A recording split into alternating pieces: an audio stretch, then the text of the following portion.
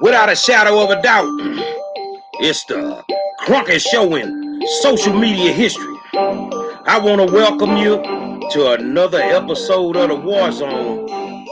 Say, man, it's 3 the hard way. I got my man in the building, Donovan Sadiq, the Queen, Demetri K, and I am the 5-star general. Say, man, Terrell Foggerman went to jail for barbecuing in front of Mayor Josh Guillory's house because she wanted justice for Trey. You got to be real petty to send a lady to jail for barbecuing. But we gonna talk about it tonight. Let's get to it. Say, man, I want to welcome you to another episode of the War, and I want to tell you that you guys, we will not have a show. The greatest audience in the world, and they are happy. I didn't keep up with the news today. I had a very eventful day off in Lafayette, Louisiana. We'll go into that. I'm gonna turn it over to Demetri, and she gonna get us going. What's up, Mama? So, hello, everybody. Gary, you were having a little bit of issue freezing up, but I think it'll probably iron itself out in a minute. So I'd just like to say hello to everybody. Welcome to Monday night's edition of the War Zone, where we give you all the latest and the greatest of everything that's going on. And a big giant welcome to Tara. She is going to have a conversation with us for the next hour. But just really quick, I want to shine the light, if you will, on the unfortunate passing of Chadwick Boseman. As you guys know him most famously for playing the Black Panther. We learned this Friday, I think it was Friday, that he passed away due to stage 4 colon cancer. No one knew he was sick at all. Sounds like he was diagnosed at stage 3 and then over 4 years, because that's how long he battled with the colon cancer. Over 4 years, it progressed to stage 4, and then we learned again that he had passed, and is a great loss in general and for Black people. We've seen people, talk about Wakanda and him being T'Challa and all of that. And some people say, well, T'Challa and Wakanda isn't real.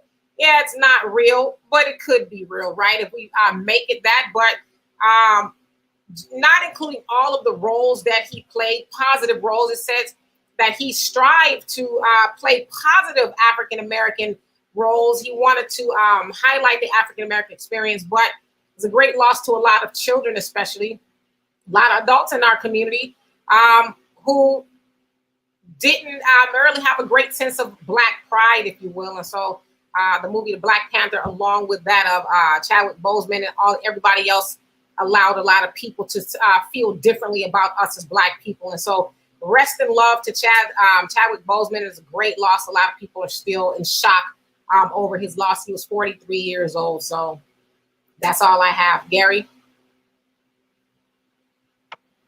Yeah, he played a lot of different roles, but the one that I love is when he played James Brown.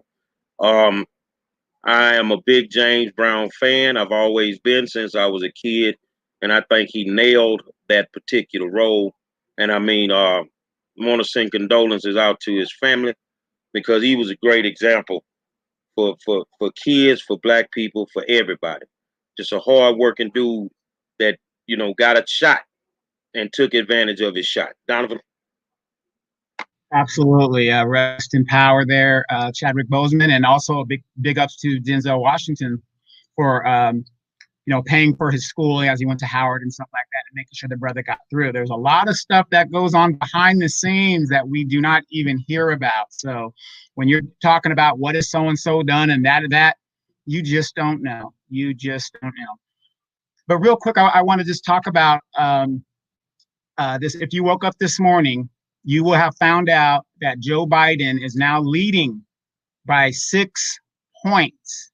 He is leading Donald Trump by 6 points. Now, remember, 3 weeks ago, he was leading by 15 points. Then he announced Kamala Harris as his running mate. That very week, he lost 4 points. So waking up now, out of all the major polls, and they're all within 2 or 3 points of each other, he is now at 6 points ahead of Donald Trump. And you guys, with the climate in the United States in regards to how Black people are treated, with these millennials, Generation Xers, and Generation Yers, you actually think this is a winning ticket. And there was an article in the New York Times that was talking about Black men and how the Democratic Joe Biden is asking the Black men to vote for him. How can they, when his bill locked a lot of us up? And like I said, this is a mass incarceration ticket. And on Demetra's page, I woke up and it said, what did it say, Demetra? What was the conundrum? The conundrum is you want the Black man's vote, but you're locking a lot of Black men up or disqualified us because we are now felons. So I want you guys to think about that. We're going to get it crunk up, man. Trayford Pellerin was murdered at a gas station by the Lafayette Police Department. It was blatant murder. He got shot in his back. I got a call to come down here to help the community organize to do things the right way, which was cool with me. And I got the call when I was in Minnesota last time, and I told him, let me get home. I check the temperature once I get home. If it's still hot, then I'm gonna come down. It was still the same, so I got in the car and I drove down. And one of the first people to reach out to me was Tara. And I tell anybody, I don't do color. I just don't do it on some issues. I just don't do color. Hold on a second, y'all.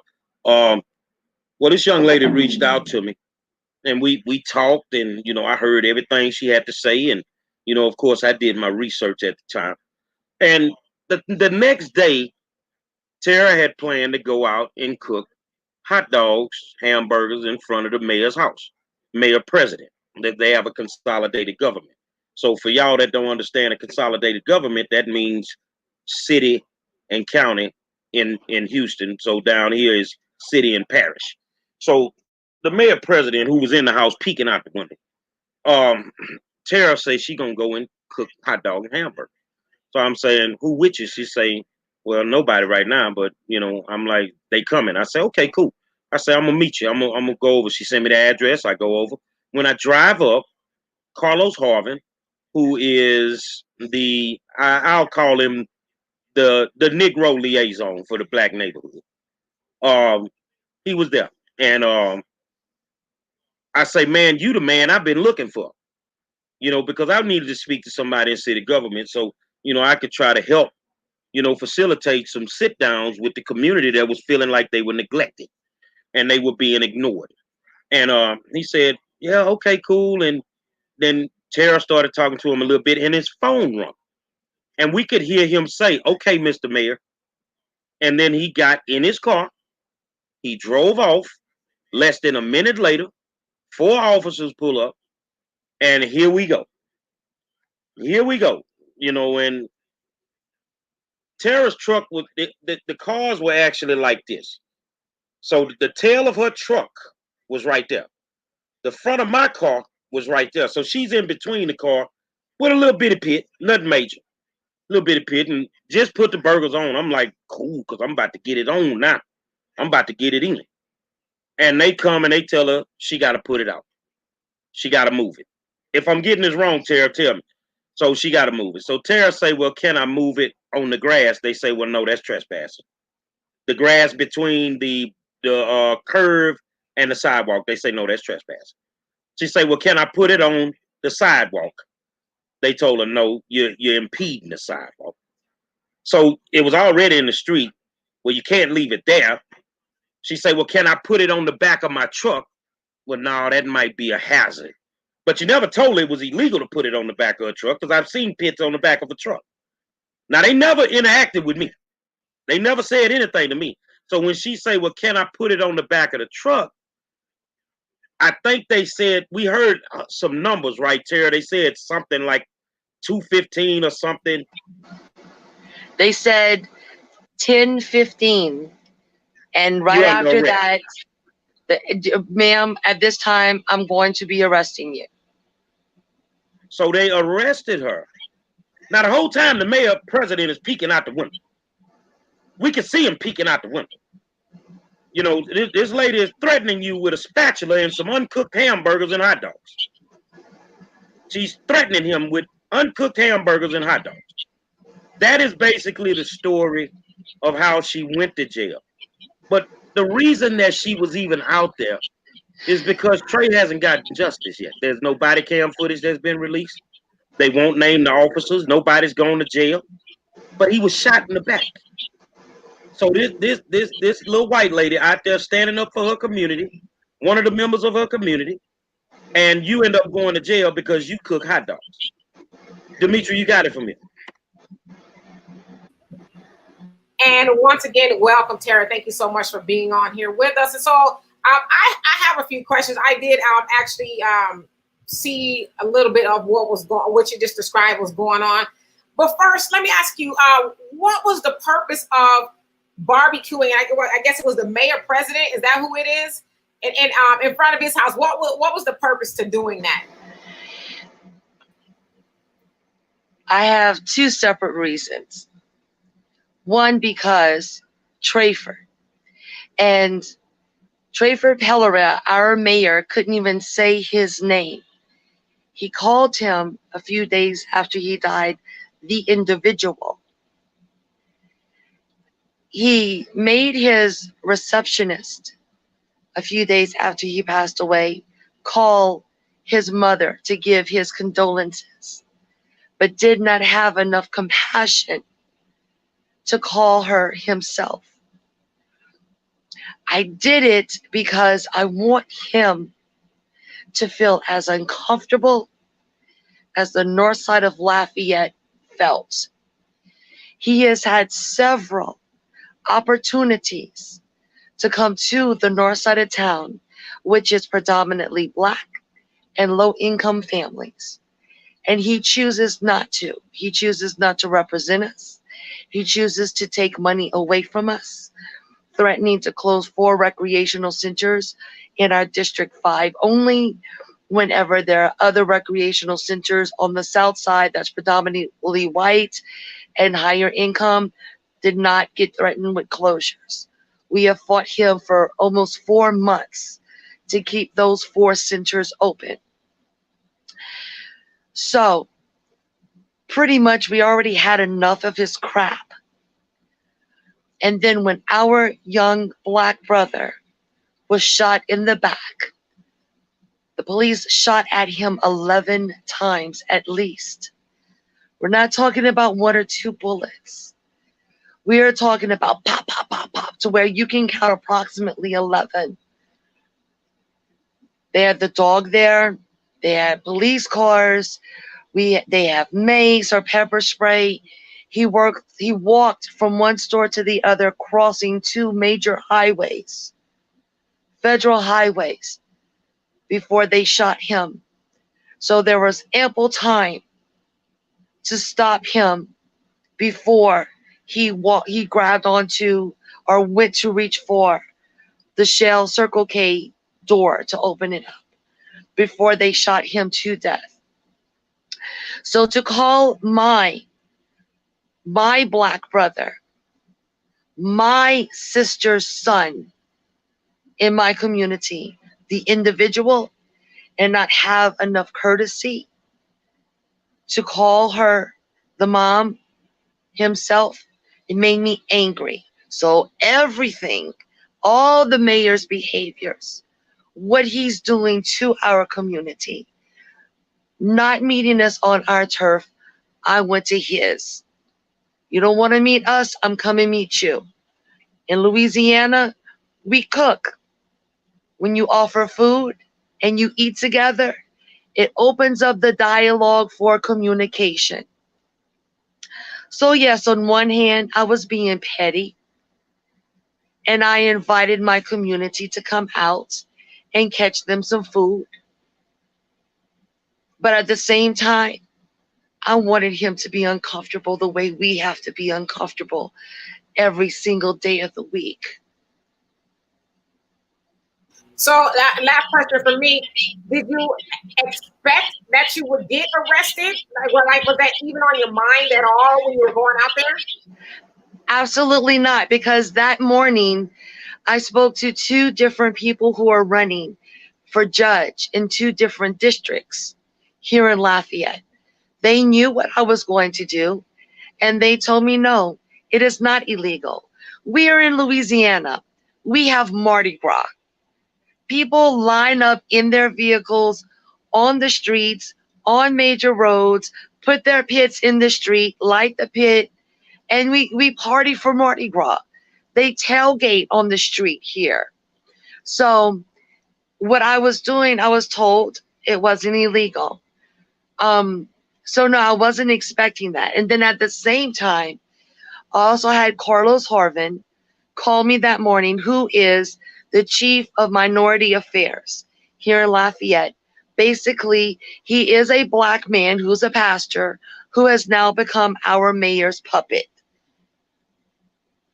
And he doesn't even realize that he is Josh Guillory's puppet, unfortunately. He's delusional.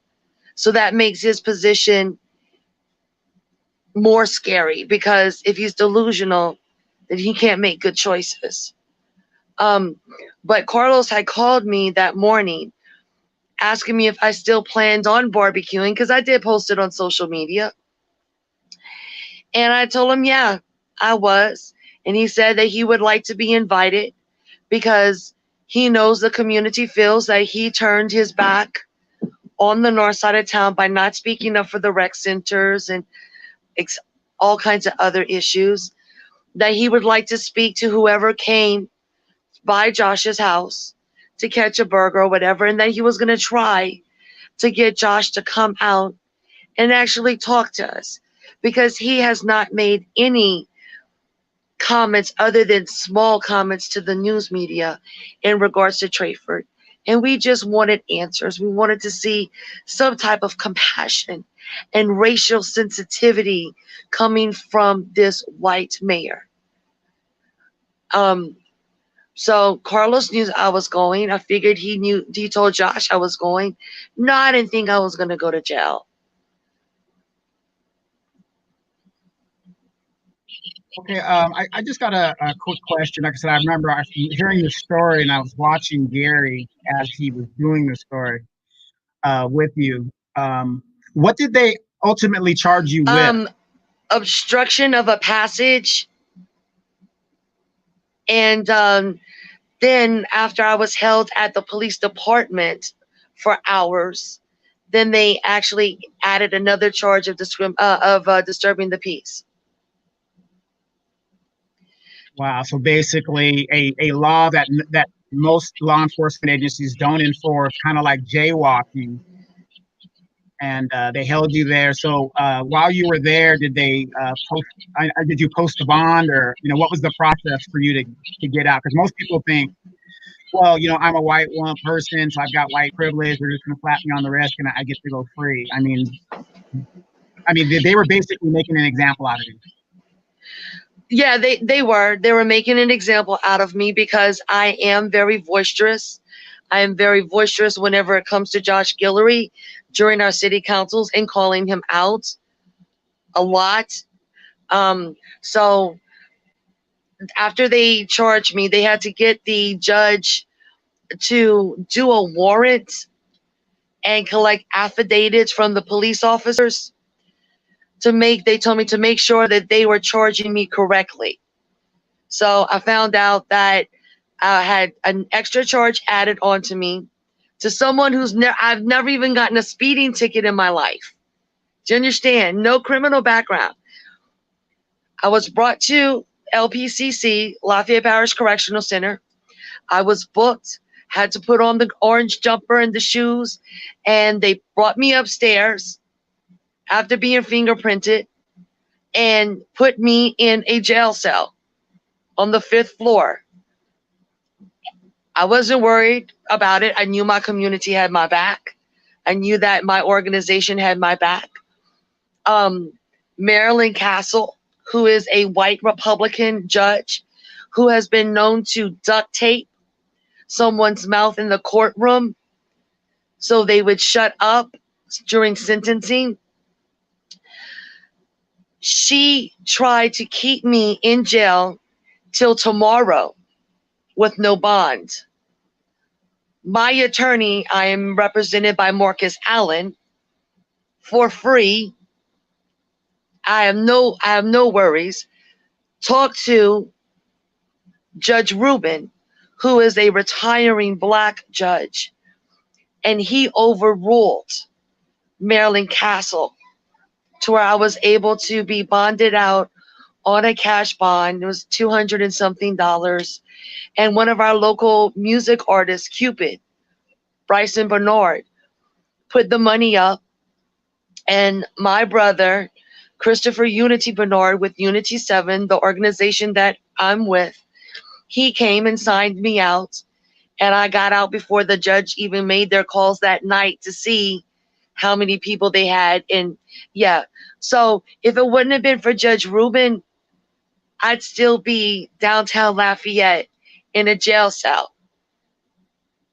So they tried to make an example out of me, but my community stood with me, and I love them for it.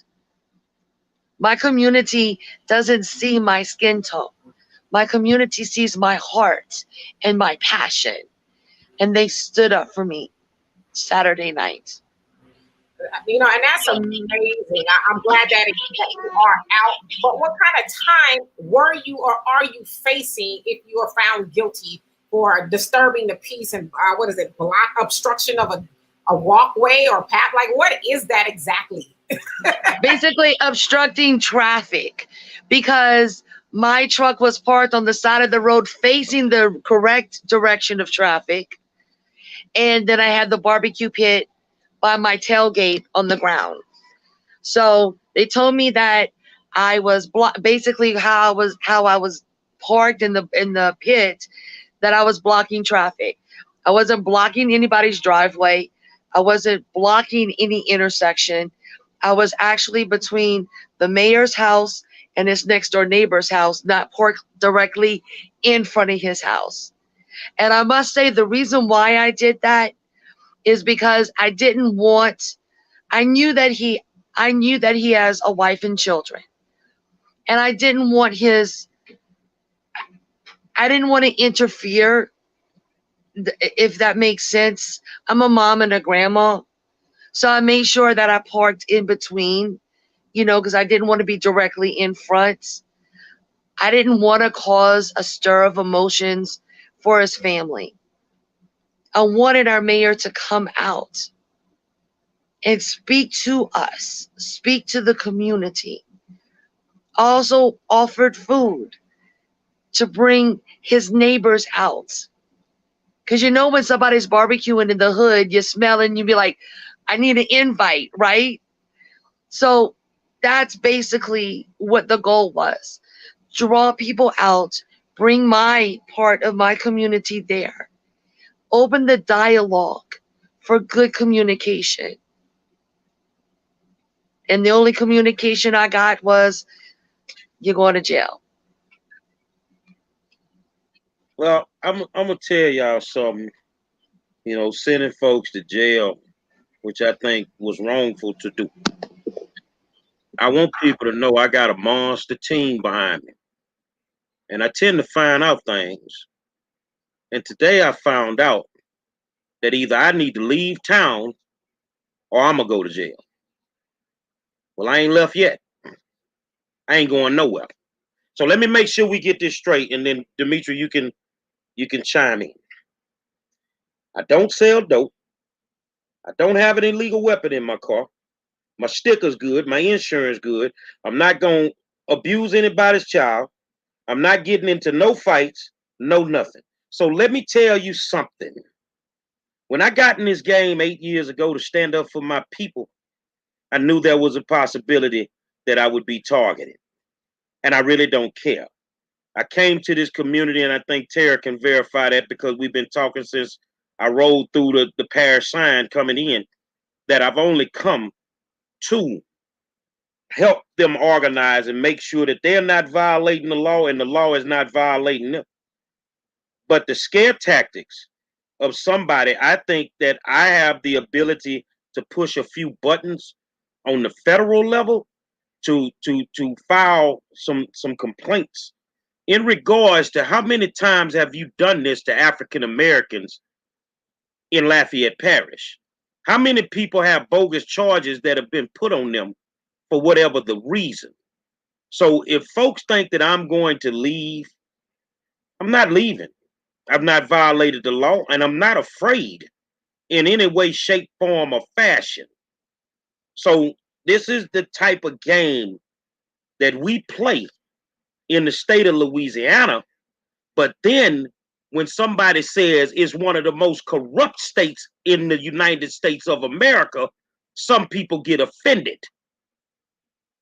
I'm a black man, and I don't do police very well because I don't trust you.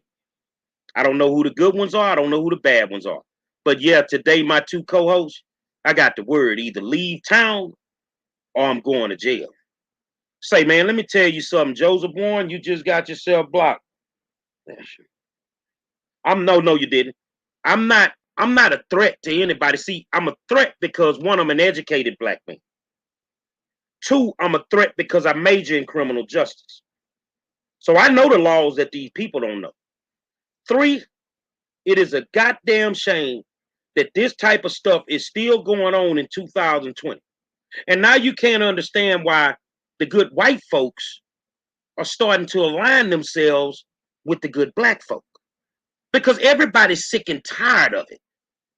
And if you can spend that much time to try and get an officer of the law to put a bogus charge on me, why don't you put the real charges on the cops that killed Trey? Dimitri? No, so absolutely. So I think there's some things that, we need to understand and refamiliarize ourselves with. We know that, let's take it back to J. Edgar Hoover. What did he say? He said the biggest threat to the United States of America is Negro unity, right?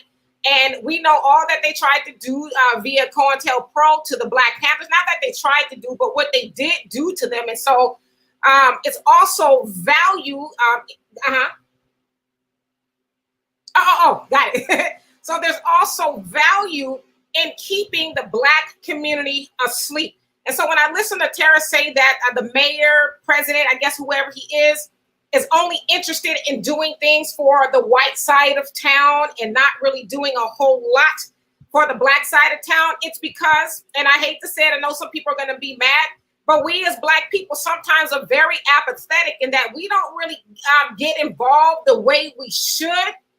And so they benefit from those things. And so when you have a murder, because that's what it is, right? A murder of someone in the community, and then you have Gary go out there and shake some things up. Not to say that anybody else out there wasn't shaking things up, but when you have a Gary go out there and shake things up, and you have a Tara who's like, you know what? I'm going to come out there and bring awareness by, bringing out my grill. That scares the establishment, the mayor, presidents, and all these other people, because they don't want Black people to be awake. Because when you're awake as Black people, you stop voting for the same people. Normally, Democrats, we as Black people predominantly vote Democratic. And we know that in most of our towns and cities and states, Democrats do not help us. Go look at our neighborhoods. And so when you're awake, you start to vote those people out, right?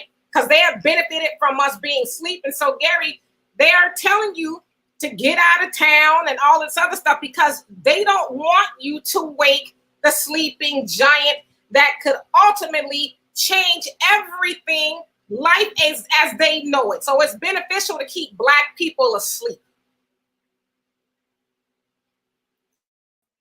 What's my little man name that got killed for whistling at the white woman? Emmett Till. I'm not Emmett Till.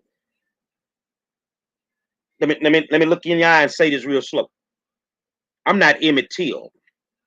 If slavery was to exist today, I'd have got killed the first day. Because I'm very, very defiant. As long as I don't violate the law, which I have no plans of doing that, I'm not going anywhere. So, my attorney's watching this. So if anything mysteriously happens to me, if I end up with a key of cocaine in my car mysteriously, we know who put it there. We know who put it there. Now, I want you to understand that I like to wear nice clothes, and I think y'all can admit y'all seen a couple of pictures. Don't make me put the suit and the bow tie on. I got an army. Oh, matter of fact, maybe I ought to get my BDUs out. What the hell is BDUs? Donovan knows. Maybe I ought to get my black BDUs out and put my beret on. I'm not Emmett Till. But what I am is a guy that loves people. That came because I was asked to come. And I think we're making great progress. Some great things have happened today. And but to be intimidated and scared, man, go try that with somebody else, man. Go try that with somebody. You ain't built for my attorneys. I can promise you that you ain't built for my attorneys. So, you know, the threat is out there of what you were planning to do to me. I let the cat out the bag. I don't plan on speeding. You won't get me for that. I don't have a system in my car, so I don't have loud music. What the hell you gonna try now? Donovan?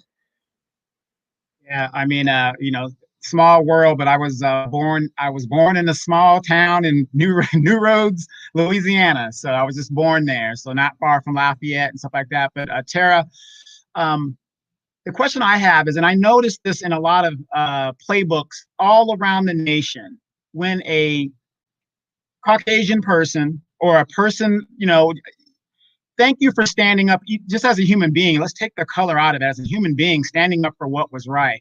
But we notice in the playbook that when a person in the Black neighborhood stands up with us, they automatically target you as enemy number one, and they kind of reverse the playbook to work against you.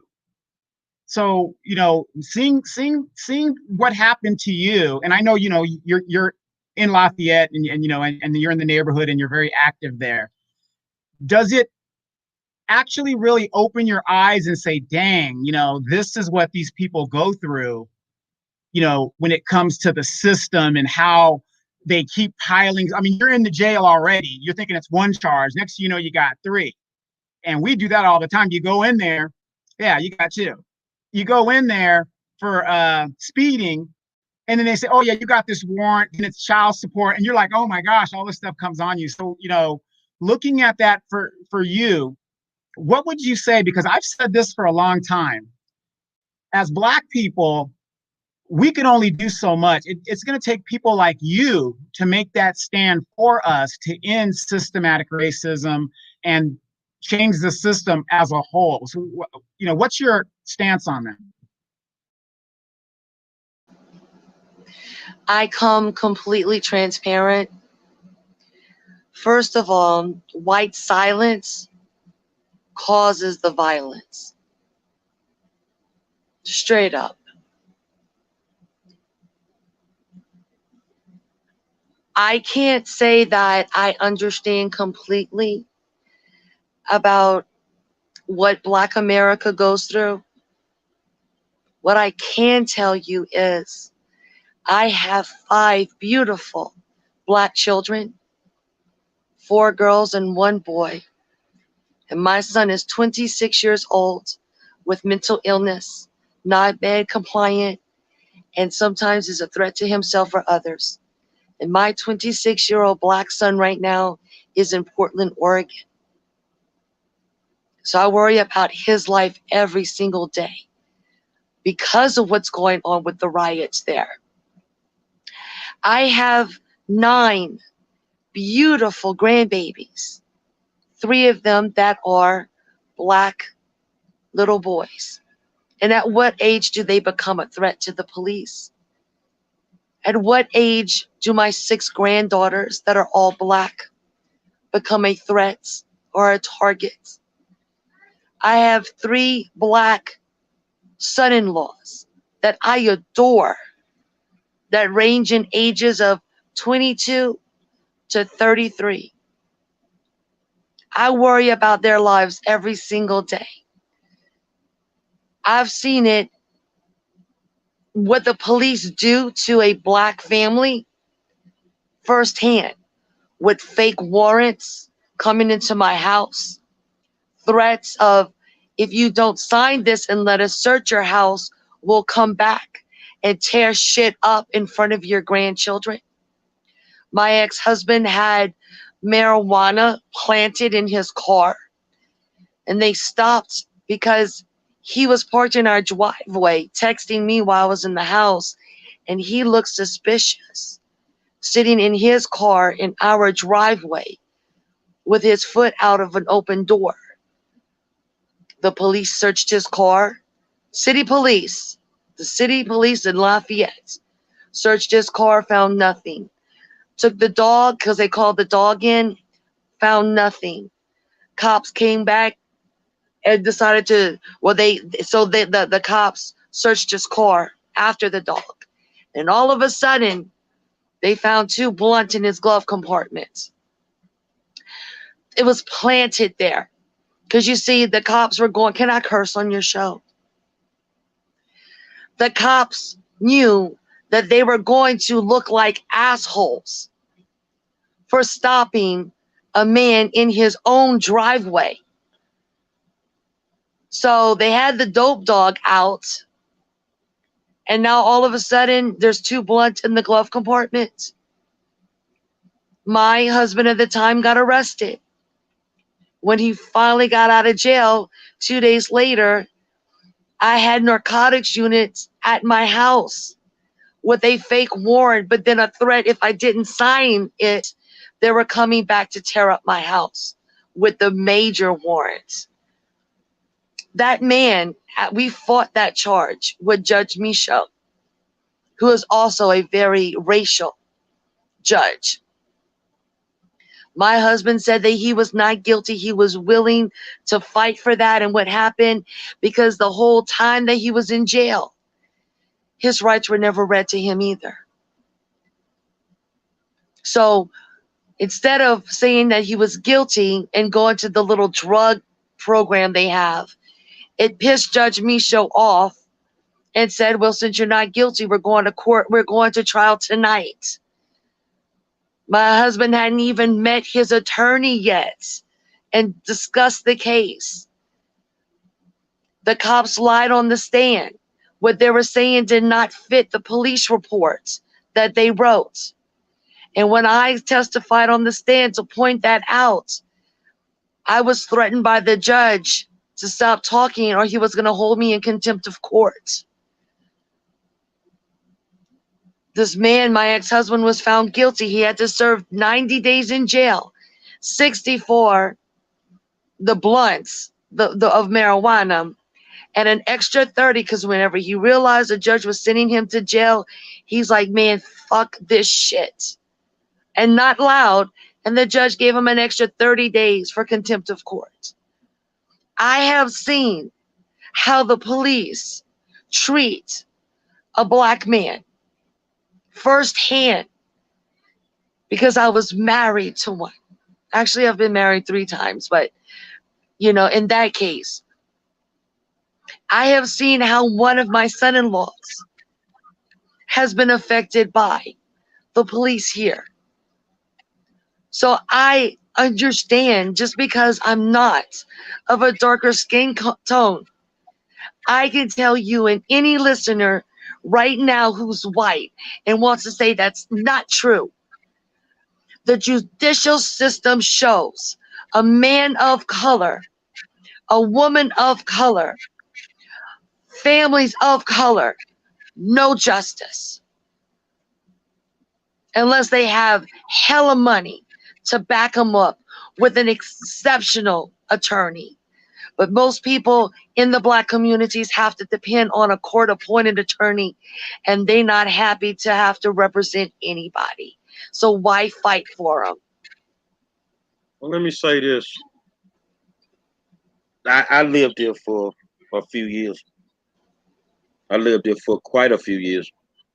And don't seem like nothing's changed. And I need people to understand that you want to, you tell us to get over it. You tell us we should not worry about it. Let it go. Like one guy on here where you're sitting here now. See, you think this is a game. See, we're not the problem as old heads. We're not the problem.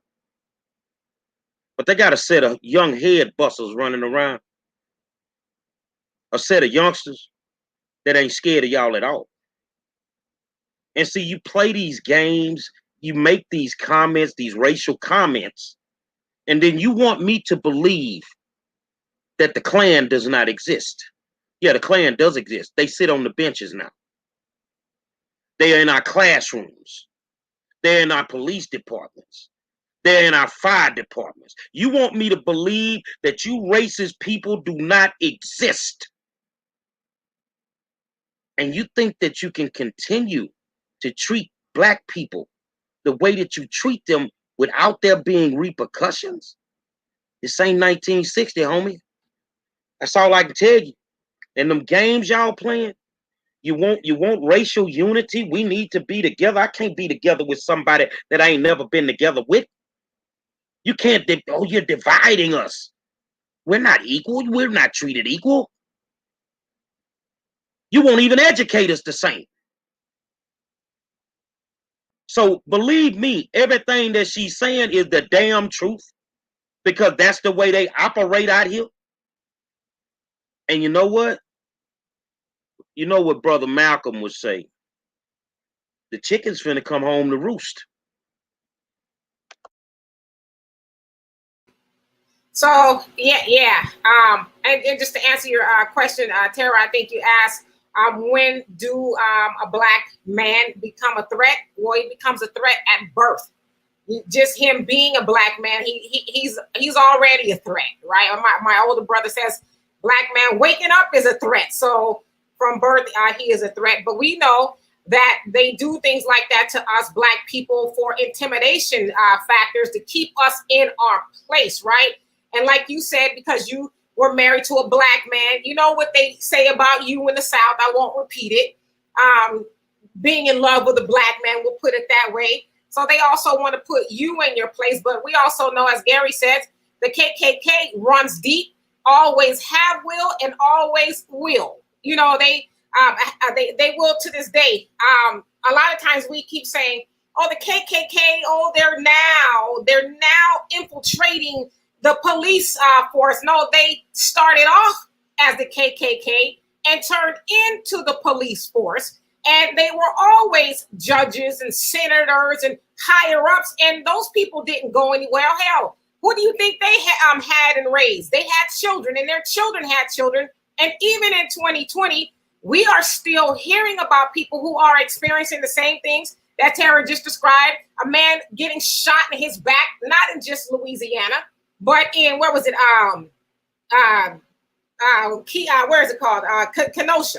Slipped my mind. So we're still hearing about those things. So those people haven't gone anywhere. And I would just say I only lived in the South a few times in my life, but it is one of the most racist. Louisiana is one of the most racist states there is. We know that and I'm preaching to the choir, those of you guys who live there, they still have things like convict leasing programs to where they lease out inmates to endure the most horrific workforces known to man. They even said back in the day that convict leasing was many times worse than slavery, because many of the men who were leased out under the convict leasing program died before the age of 30, while in their 30s, due to the brutality that they experienced. And so it is the job of the KKK and law enforcement and those people to continue to keep black people in the system, because Gary talks about it a lot.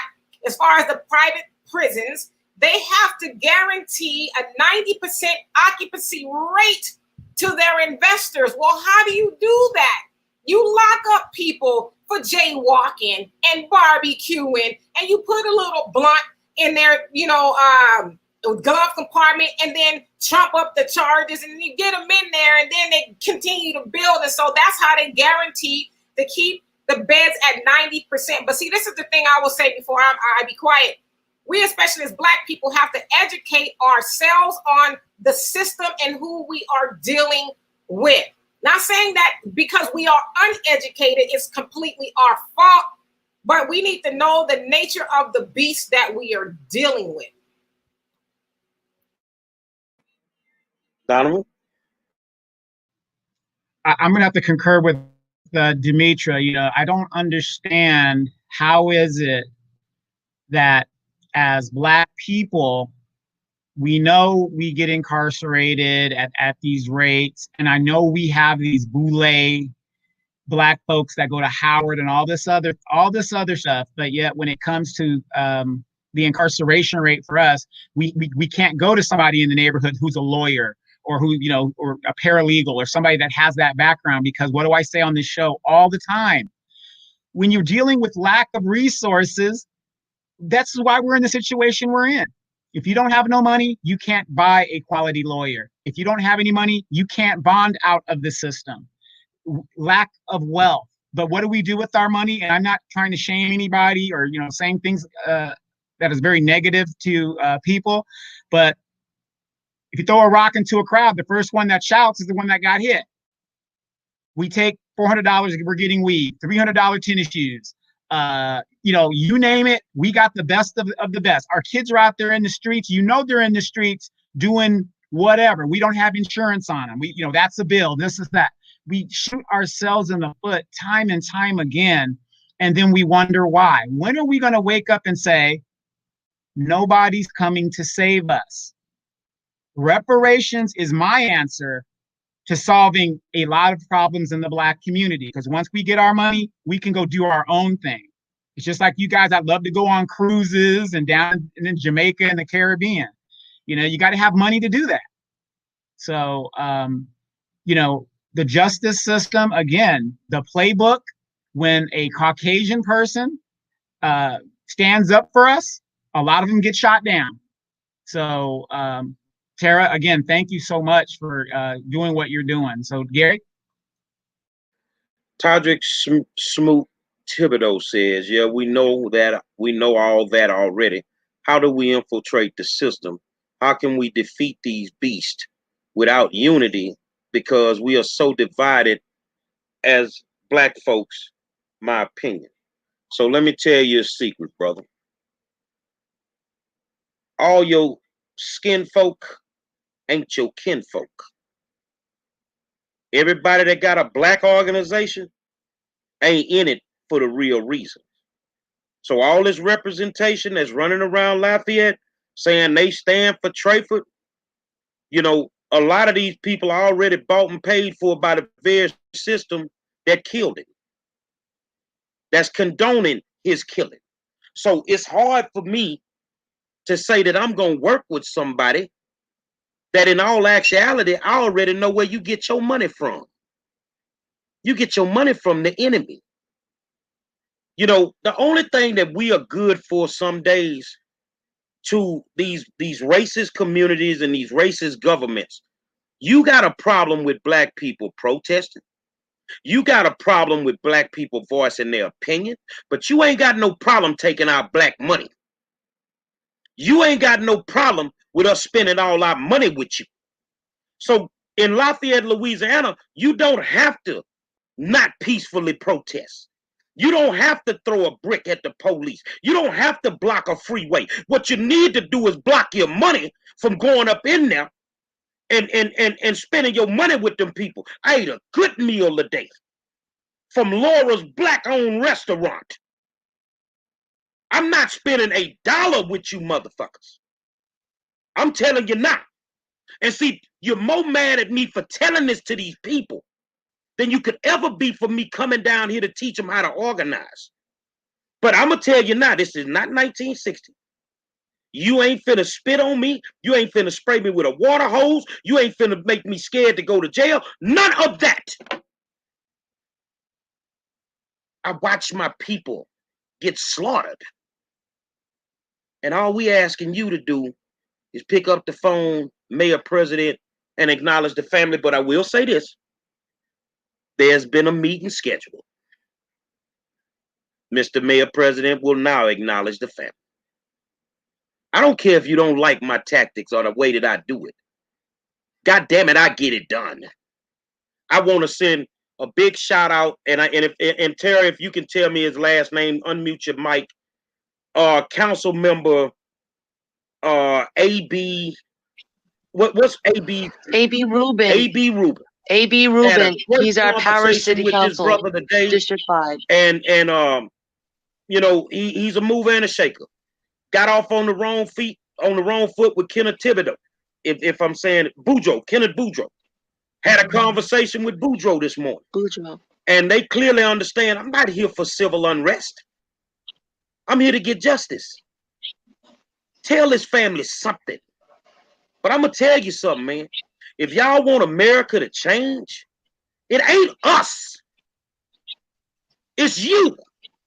And it's been you forever. But these youngsters ain't playing your game. These youngsters ain't playing your game. Demetri?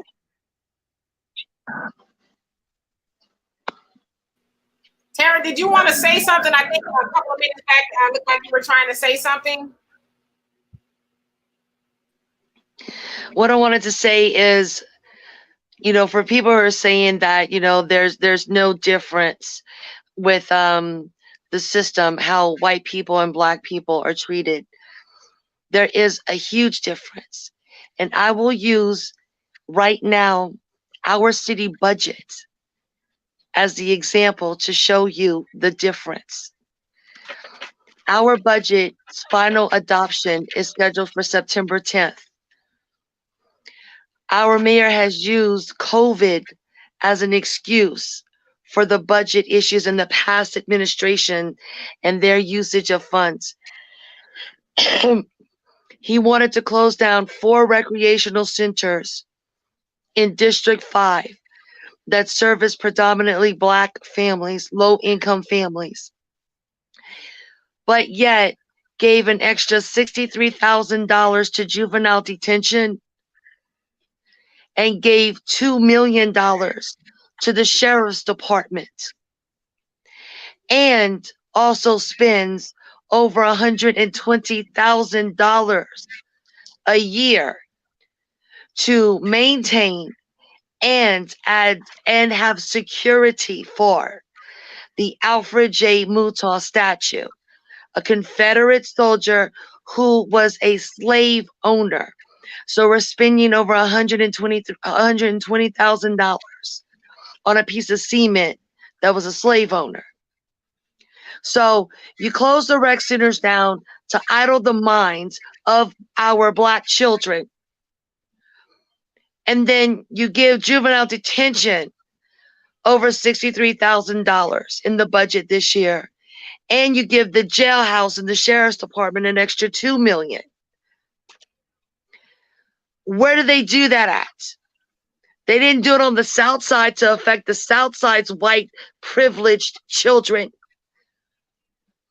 But our area, the north side of town, was attacked and is still under attack by our city council and parish council, because they haven't spoken up like talking about it, and by our mayor, parish president, Josh Guillory. So it does happen. There is a racial divide. So white people don't come and tell me no, it's not. Because I live it and I see it every single day. Now, you have somebody on YouTube said, thank the Democrats for that. Josh, aren't you a Republican? What you said? Aren't you a Republican, Josh? No, thank your Republican ignorant ass mayor. See, I'm gonna tell you something. I ain't gonna hold my tongue too long. I'm trying to be nice. You know, Demetri been working on me, but that's gonna take an exorcism for me to change. You know, y'all sit behind these computers. You say all this stuff. You talking about they get an equal education. Do they? Where all the high quality teachers at? Where all the high performing teachers at in the white school? Where all the vocational programs in the white school? Don't tell me nothing about education, because I'll eat your ass up. I'm the top education advocate in the state of Texas. Now, another comment, you're not from Louisiana, so you don't know. You a goddamn lie. Like I said, I lived here and I got more than enough family here. And more importantly, ain't none of you motherfuckers get to tell me where the fuck I can go. I go wherever I want to go. And that's what it is. I applaud this lady for standing up. I applaud Christopher Bernard, my man Big Boom, all these cats, you know, I forgot my other young brother name had the march the other day down at UL. You know, I applaud everybody that's standing up for the right reasons. And see, what you don't understand is you can talk that talk all you want. We ain't being quiet no more. We done got our ass whooped for 463 years. We ain't taking no more ass whoopings, bro. You can either sit at the table with us and talk, or we can stop being dignified and let them youngsters tear your ass up. Because that's the only thing that's going to happen. So to clarify this, Demetri and Donovan, why did you come here? Watch this. Because, Josh, they were about to target you elected officials. And they were about to start busting at you goddamn cops. But that don't fix it for black people if they go out there and do that. We don't need to do that. What we need to do, and Demetri, please tell me if I'm wrong, stop spending your goddamn money with these people. Fuck their economy. Create our own economy. Spend your money with black-owned businesses, and they gonna get some act right like tomorrow. I also like to say this. It seems like Josh, I guess that's his name. I'll get his title right eventually. He's taking a lot of money to continue funding white supremacy. Juvenile halls, you know, is predominantly us in there. He's putting more money toward the sheriff department to do what they do, and that is to hassle and murder black people wholesale. I know some people don't like it, but it's the truth. And you also ask, where do they do that at? Well, they do that where people are asleep at the wheel, and black people, I know this ain't sexy, but we are asleep at the wheel when it comes to things that affect us. Like, they have these planning meetings and the city council meetings where they are talking about spending this money, but we don't show up in order to be proactive. We show up to be reactive. Oh my God, you're taking all this money, but where were you when they were making these decisions? We got to stop being on the tail end of stuff and get involved when it's happening, right? And so a lot of times I say I'm not voting on the national election until one of them, I don't care who it is, Kermit the Frog, somebody gives me some, Donovan had to leave, he has class. Somebody gives me something for my vote. But let's talk about state and local elections. That is where black people get harmed the most by your judges, your sheriffs, your mayors, your city council. All those people directly affect our lives, and we won't show up to the polls and first of all get informed about a Josh and know that he is not for black people. He serves black people, so he should do things for black people. But because we are asleep and we won't force him to do those things, he continues to ignore us and fund white supremacy to our demise. I'll say this here for Josh. He's a typical white guy. Josh doesn't like us. He tolerates us. Mm-hmm. He doesn't like us. He tolerates us. Black people to Josh are not important until you have to go into those Negro churches to secure the votes that you need. They're not important to Josh.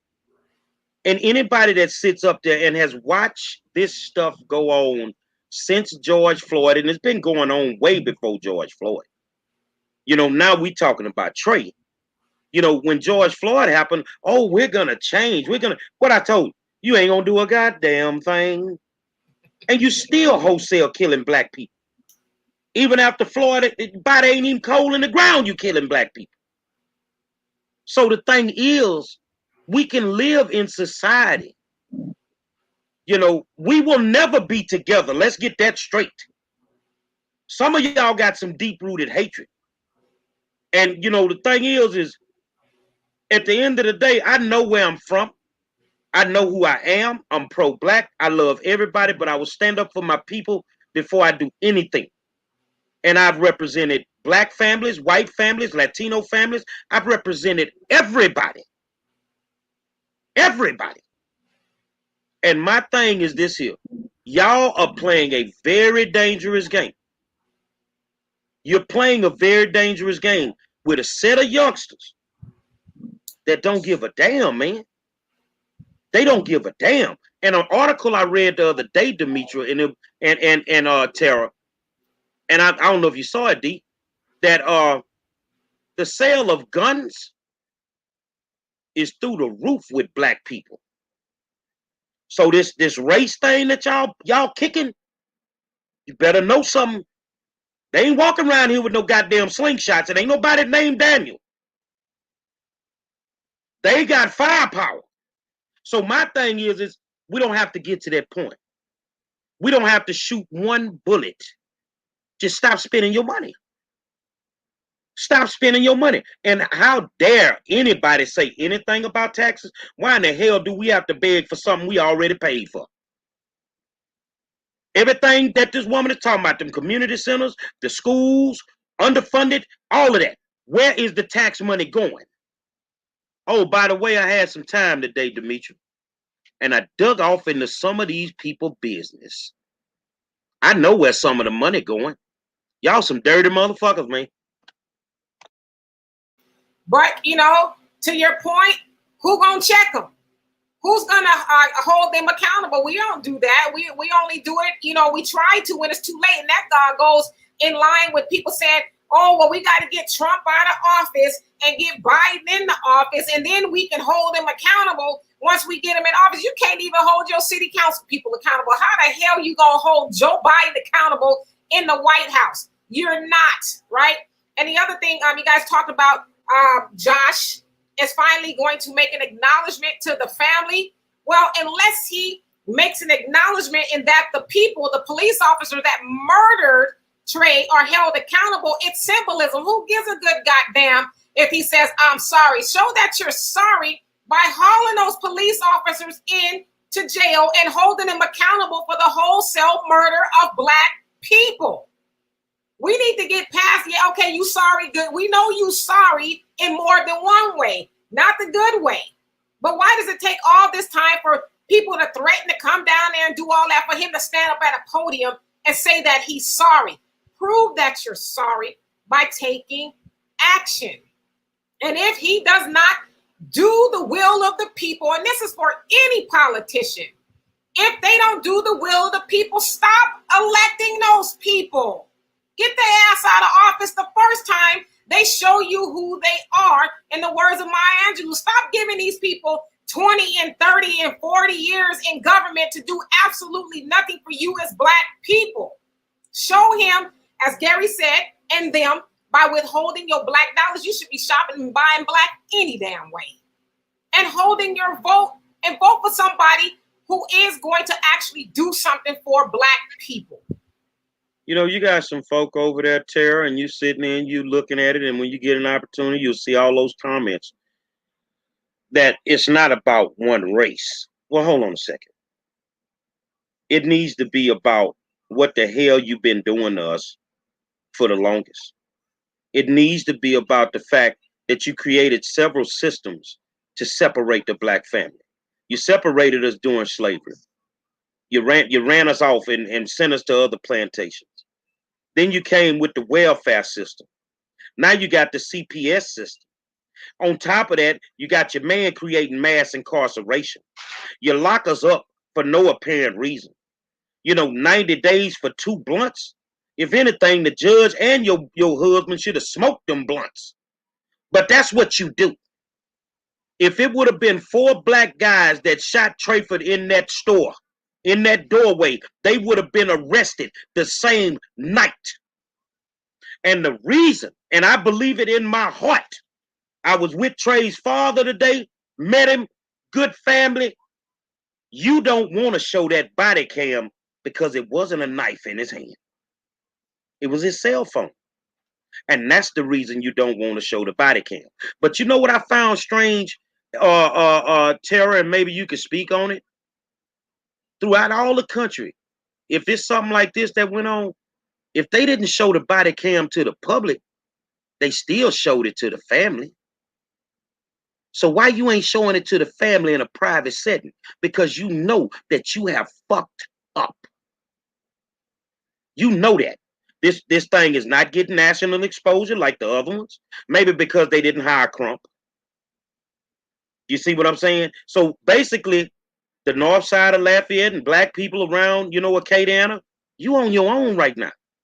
You either got to stand up to this system or it's going to keep going on. So which one of y'all are going to be next? So Tara, do you think it was a knife in Trey's hand or do you think it was his cell phone? I believe it was a cell phone. I went over the video so many times and screenshotting the different positions of his hands as he's walking up until the point where he got by the door to the convenience store. And I looked and I blew up the pictures because I'm doing it on my phone, of course. They had police sirens going off. They had lighting underneath the gas station. If that young man had a knife, wouldn't it have caught some kind of light through the video recording? And at the same time, if he did have a knife, it wasn't a knife. Do you understand? It might have been a small pocket knife. I carry a pocket knife. I know many men who carry small pocket knives. Did that justify 11 bullets into my brother? Did that justify, even if it was a small knife? Allowing him to cross one side of the thruway to the next side of the thruway, walk down the street, pass up two people walking on the side of the road, pass up someone putting gas in their vehicle. Why y'all didn't bump him with the cop car? Why didn't y'all spray mace? No, go back. I asked him at the police station about the dog. They did hit him with the car. So why couldn't you get him to the ground?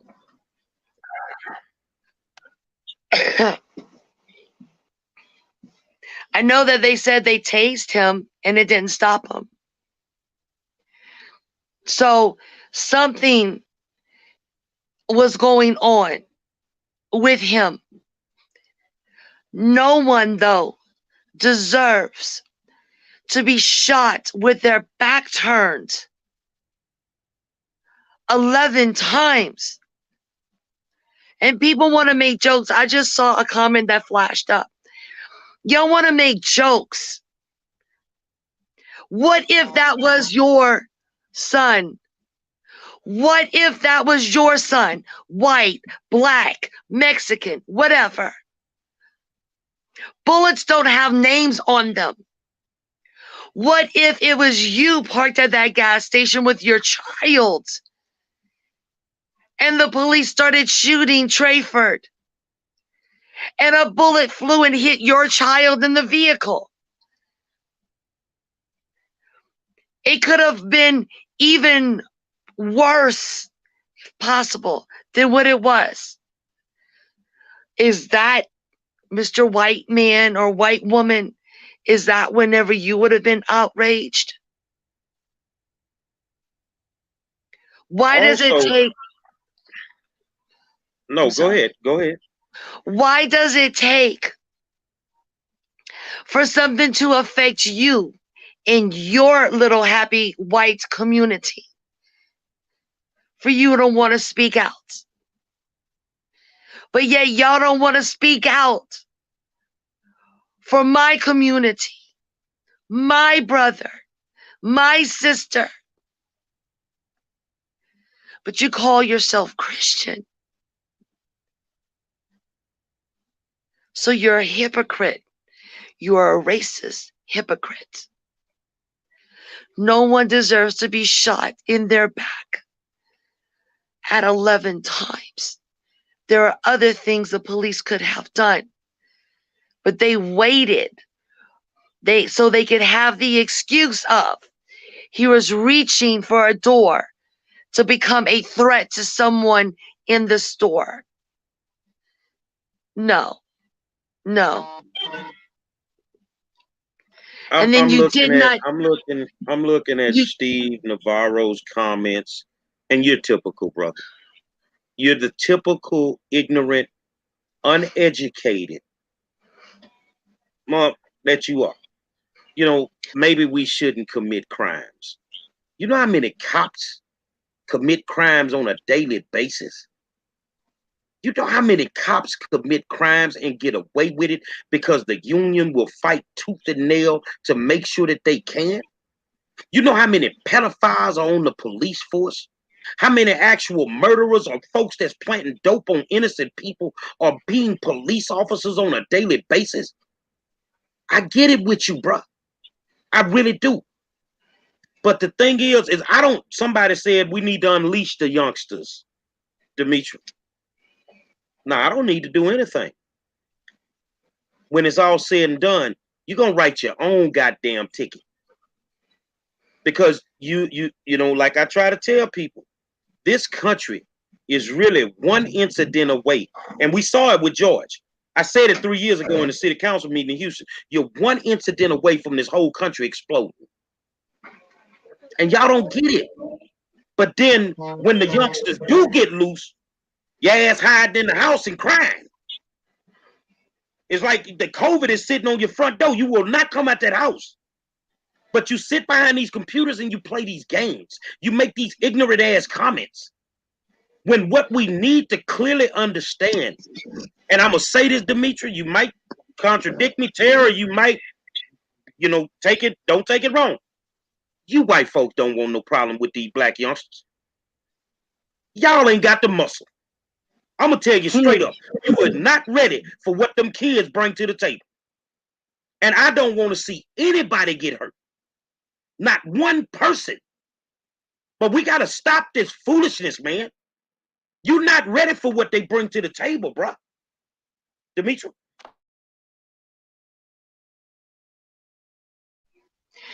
I also wanted to, in regards to Trayford and this man's comment, Trayford didn't commit a crime.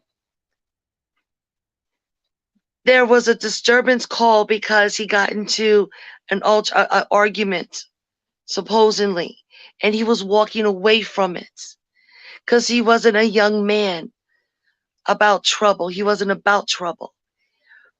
And at the same time, back to that shooting, what is the purpose for a police dog? The dog was right there. And you know what I was told while I was in handcuffs at the police department? Because I was barbecuing in front of the mayor's house.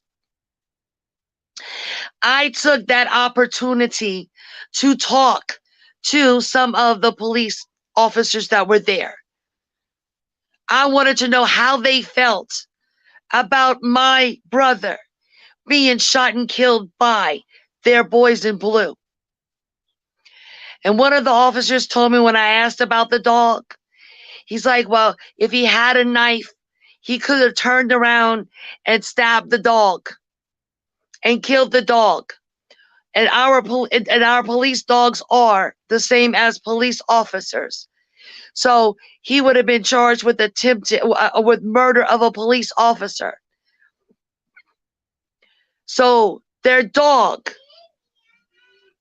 was more important than Trayford Pellerin and his life. That dog was more important than his mama crying for the rest of her life because her son was murdered by some of these officers from the city of Lafayette. And if a dog is so important, then why do the police go in your yard if the dog is barking, standing next to its owner, doing its job, and the police feel threatened, so they shoot and kill your dog in your yard? What makes a blue uniform have more rights? What makes them more important, or the dog more important than any other human being? A police officer's job, the blue lives matter, that's a color, that's a choice, that's a job. A black man or a black woman didn't have a choice in the skin color that they were born into. And I want to kind of piggyback off of what you said regarding the dog, and the life of a black person. We know that now it is a federal crime to kill an animal. Animal abuse is now a federal crime that happened not even a whole year ago, right? But they have been debating for around 200 years or so whether to make lynching, which is what they did to trade, to make lynching a federal crime. They're still trying to make that a bill. It's passed the House, but the Senate, they're kind of... So what I'm saying is, to white supremacy, a dog is very indeed more important to than black people. So that's not a shock. And to your other point, yeah, so what if he had a knife? How many times have we seen, especially white men, running up to the police officers with knives, and they're not going to comply, and they're, trying to talk them down. They don't even sometimes as much as pull out a taser. And so a knife does not outweigh that of a bullet and several bullets. Also, he talked about a lot of these people saying that they're big time Christians. Well, we as black people who should be somewhat awake know that a lot of horrible things were done to black people in the name of Christianity. And so nothing has changed in 2020, which is why I'm not shocked that especially white Christians, purport that, oh, I'm a Christian, and yet they advocate for black people being murdered wholesale, because that is traditionally what Christianity is, especially in regards to black people. And I want to address, Ishe, I think that's her name. And she says, so our black people don't have cars and have a choice but shop at local stores. Let's be realistic. No, let's not be realistic. Let's be realistic in this way, however, okay? We keep making excuses as black people that we don't have this and we don't have that. But we know that during Black Wall Street, right after slavery, during the height of Jim Crow, black people were very affluent and upwardly mobile. They had not one grocery store, but they had several grocery stores and hospitals and schools and all of that stuff. They didn't make any excuses. But here we are in 2020, still trying to say, well, what am I supposed to do? I'll tell you what we're supposed to do as black people. We're supposed to stop giving away we give away 97% of our $1.3 trillion a year to everyone else. We keep 3% of that money in our community and then whine about not having stores and things to serve our community. So if we would stop, as Donovan made a point earlier, buying the things that we don't need, like the Jordans and the weaves and, a whole host of things that don't serve us as black people, then we can walk to the grocery store that's on the corner. I'm not talking about these liquor stores that, have sugar and salt in there. I'm talking about some real life grocery stores. If only we would stop making excuses, because while we need reparations as black people, it is going to take us as black people to save ourselves too. I will say this here, that this area is what it is. You've had a racially charged climate, and it dates back to September 28, 1868. You remember those riots in Opelousas, Louisiana, where 150 African Americans were slaughtered? Do you remember that? Some of you people are still embedded in your mind in the same mind frame.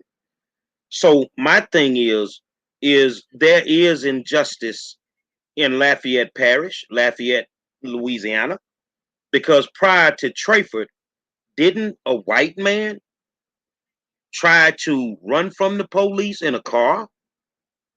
Didn't he shoot at the police? That white man is still living. But you shot this brother. And this ain't happened 20 years ago. This just happened.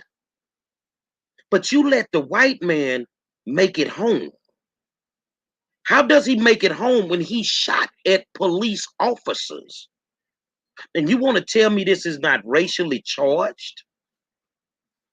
Josh Guillory, which he will meet with the family, and that's a good thing. You need to do that. You also need to acknowledge your African American community and those leaders, the real leaders of the community that are really keeping these youngsters quiet. And once again, shout out to Chris Bernard, good brother that got his hands on them youngsters and ain't letting it off right now. He keeping them quiet. I need you to understand that I live in the spirit of James Prince. If you want to go to war, we'll take you to war. But you have to pick and choose your battles wisely. So here's my question to you, Tara, and maybe you can answer this because, Demetri, we didn't ask this. When George was killed and they were doing all the Black Lives Matter protests, did y'all have a protest for that in Lafayette, Louisiana?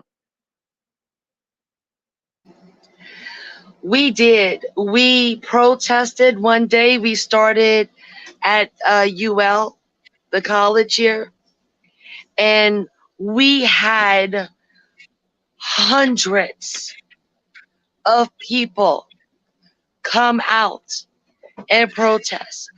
All skin colors, all ages, even elderly white people. Here's the next question. Came out. What was your mayor's response to that?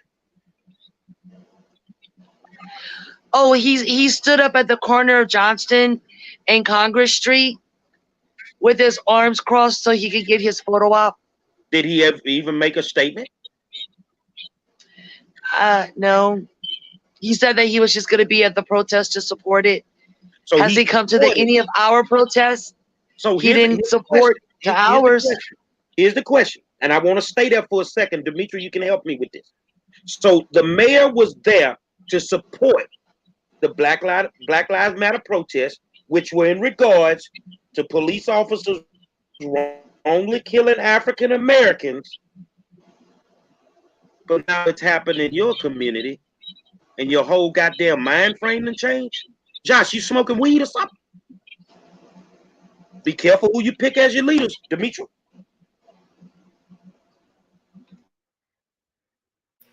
Well, no, yeah, absolutely. Unfortunately, the Black Lives Matter, and y'all know how I feel about that, but that's a whole conversation for another day. It's become fashionable. It was the fashionable thing to do for everybody, and I'm not saying everybody that jumped on it was disingenuous, but a lot of people were. It was a photo op to say BLM, Black Lives Matter, and take the example of Portland, Oregon. They're still have Portland commandeered, if you will, but it's not even about Black lives anymore. They done turned it into something completely different. Like, I don't even know what they're doing in Portland, Oregon now, but it's become fashionable. But we also need to recognize, just because something says Black Lives Matter, that don't mean that it's necessarily for us. During the George Floyd murder and the protests and all of that, Black Lives Matter raised about $1.6 billion. How did that help Black people? We running around saying Black Lives Matter, and I know this is uncomfortable as well, but we do a lot of things. We engage in a lot of inappropriate behaviors as Black people too, and so either it's going to be something we really believe in and we do, or it's just going to be something we say. And so I'm not surprised that Josh jumped on the bandwagon to be fashionable, and now Black lives don't matter, clearly, because he is been silent on the murder of Trey up until recently. He's going to make a statement, and so that's not surprising. And I saw that comment. I really don't even think we should continue to address people like that, simply because they're a distraction from the bigger picture. There are people who are really learning a lot of things as we are learning. And when people ask that, that's like, Gary, that's one of my triggers, was when people ask that, what are we doing? Well, if you feel like we are ranting and raving, well, why don't you go start your own show, your podcast, your YouTube, whatever it is, and then you come up with the solutions that you like. You just do that. You don't have to continue asking people, what are we doing besides ranting and raving? We are bringing awareness to the things that are going on within our community in hopes of us doing better, because doing better is always the goal. And if you need to ask that question, because I'm assuming you're trying to be the smartest person in the room, if you're still at a point in your life where you're asking, what are we doing and what are the solutions, then the problem ain't on us, it's on you. The solution, and I'd love to dignify her question with an answer. The solution is simple. Follow the law. Right now, you have probable cause to arrest those officers. Arrest those officers. Release the body cam footage. Let the truth be told. See, the thing about Black people, we are reactionary, but I think we can take some messed up truth better than we can take a BS lie. We could take some messed up truth. You can't bring Trey back. But what you can do is you can dignify this whole conversation by just telling the truth. Stop hiding and follow the law. If you do that, them youngsters going back in their house. They ain't trying to tear up your city. I love it here. I mean, I've always loved it here. Good place to get good food, like Tara said earlier. If you're trying to put on a few extra pounds, just slide over the Texas border into Louisiana, and it's on and popping. Always a good party atmosphere, but sometimes you just have to call a spade a spade. And in this case, Trey was murdered by the Lafayette Police Department, who should be arrested and prosecuted to the fullest extent of the law. Final thoughts, Tara and Demetra.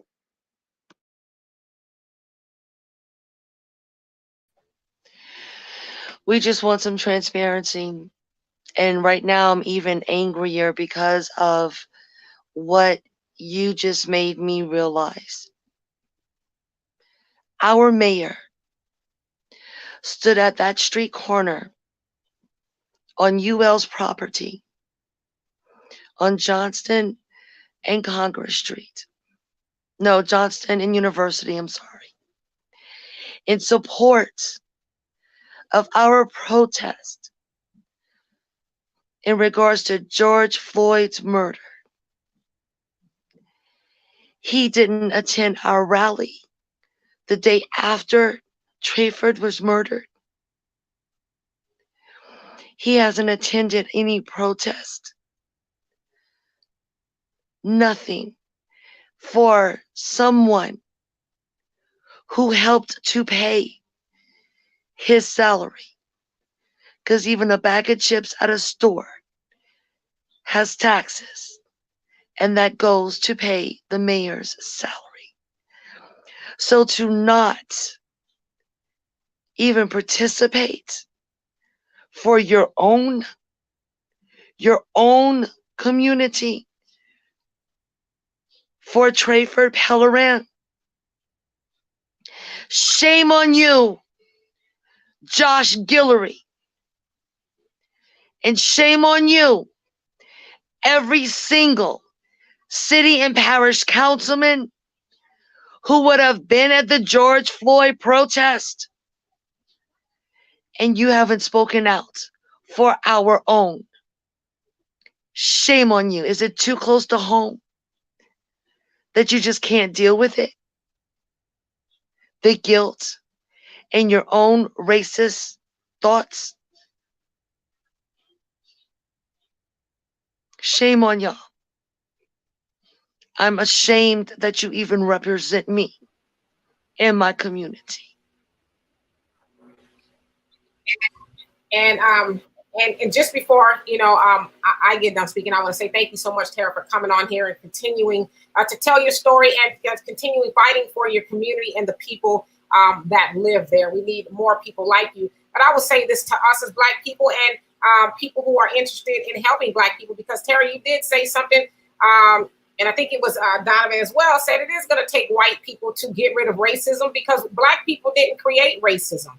That is not something we are in control of. We don't have the power to directly affect the lives of the people the way that white supremacy does. And so it's going to take for white people to get rid of white supremacy. But I want to say this to us as Black people: stop two-stepping with the oppressor.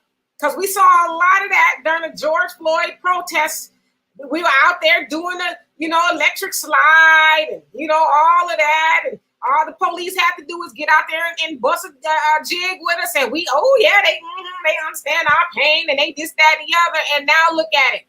Now you can't get them out there to another protest. They probably like, yeah, that was great. I'm not doing that again. We need to understand who we are dealing with and stop being fooled by symbolism. Dancing in the street with police officers who murder black people wholesale is symbolism, and it's a bad look on us as black people to continue to be lullabied and pacified by something as simple as the wobble. Please, let's use some common sense here. I'll close it up with this. The biggest mistake that we ever made was trusting the oppressor in any way, shape, form, or fashion. We trusted them with our educational system. Look at the education that your black kids are getting. We trusted them with the job aspect of it. We got to damn near beg for a high-powered job, even though we graduate with master's degrees. From an economic standpoint, they're not taking our tax money and doing anything with our neighborhoods. They're beautifying their neighborhoods. You know what I'm saying? So my thing is this here. Life has a way of coming back and slapping you in your face. It has a way of coming back and slapping you in your face. When you play the law of average, it's gonna come back. Karma is a bitch. I will do everything in my power to keep this community, to keep them nonviolent. I will do everything in my power and work with anybody that wants to work with me so I can give them my expertise in what I do and how I do it. I don't have a problem with that. I don't have a problem working with blacks, whites, anybody. I am sick of murder in any capacity. I am sick of the racism in this country. And I want people to stop telling the lie that Donald Trump has divided this country. No, you was racist before Trump showed up. You were racist before Trump ever set foot in the White House. But what you needed was a crack in the door so that you could be who you really were. And I am proud to say that I am an educated black man. I am proud to say that I am a business owner. I am proud to say that I am an active voter. But I don't know how you feel when you wake up in the morning and you a racist piece of goddamn trash. Say another spirited discussion on one of the hottest shows in social media history. If you can't stomach it, then this ain't where you need to be. Because every night at 7 o'clock, we're going to give it to you raw and uncut. You feeling what I'm saying? I want to thank my co-host, my man Donovan Siddiqui had to run, the Queen Demetra K, Tara Fogelman, with a shout out to Big Chris Bernard, Big Boom, my man that did the protest the other day at UL, AB Rubin, Pat, everybody that's stepping up to the plate to get Lafayette, Louisiana back to normal. I salute you. And until tomorrow night, I'm the 5-star general. And if you're looking for me, I'm riding black on black. And the plate say 5-star general. I'll holler at y'all, man.